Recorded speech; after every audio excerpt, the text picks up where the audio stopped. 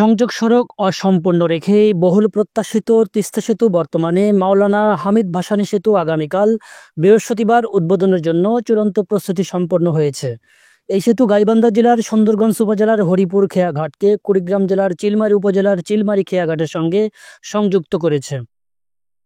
স্থানীয় সরকার, পল্লী উন্নয়ন ও সমবায় উপদেষ্টা আসিফ মাহমুদ সজীব ভূঁইয়া প্রধান অতিথি হিসেবে উপস্থিত থেকে সেতুটি উদ্বোধন করবেন বলে সোমবার 18 আগস্ট সন্ধ্যায় স্থানীয় সরকার প্রকৌশল বিভাগের এলজিইডি নির্বাহী প্রকৌশলী উজ্জ্বল চৌধুরী নিশ্চিত করেছেন।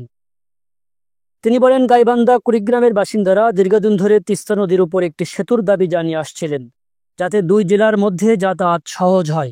জনগণের সেই দাবির পরিপ্রেক্ষিতে প্রকল্পটি অনুমোদন দেওয়া হয় এবং 2012 সালে নির্মাণ কাজ শুরু হয়। যদিও 2023 সালের মধ্যে কাজ শেষ হওয়ার কথা ছিল, তবে এখন সবকিছু সম্পন্ন হয়েছে।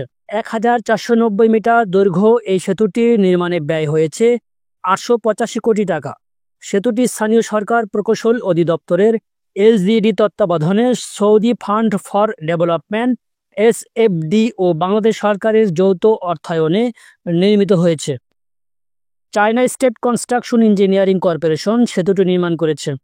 এই প্রকল্পের অংশ হিসেবে হরিপুর ব্রিজ পয়েন্ট থেকে সুন্দরগঞ্জ উপজেলা শহর পর্যন্ত 25 কিলোমিটার দৈর্ঘ্য বন্যা নিয়ন্ত্রণ বাঁধ ও সাদুল্লাপুর উপজেলার ধাপের হাট থেকে হরিপুর ব্রিজ পর্যন্ত 50 কিলোমিটার সংযোগ সড়ক নির্মাণ করা হয়েছে।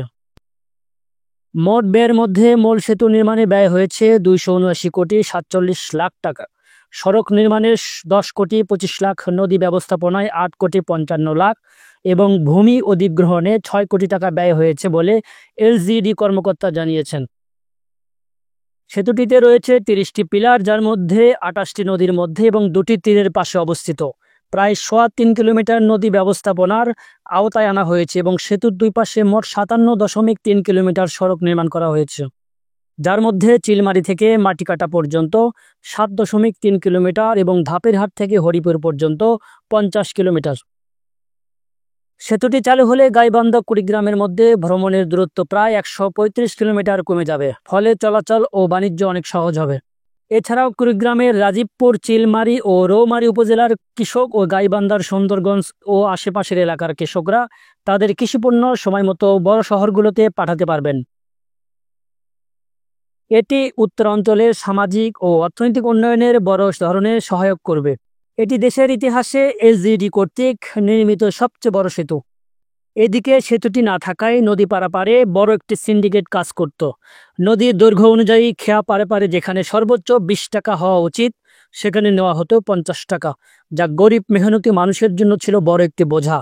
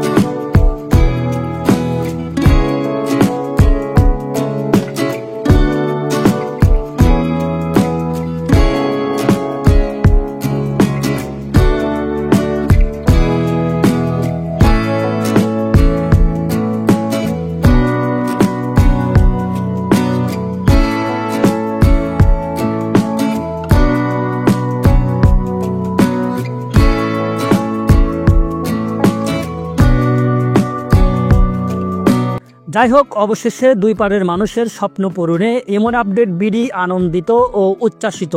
সবাই ভালো থাকবেন। আজকের মতো এখানে বিদায়। আল্লাহ হাফেজ।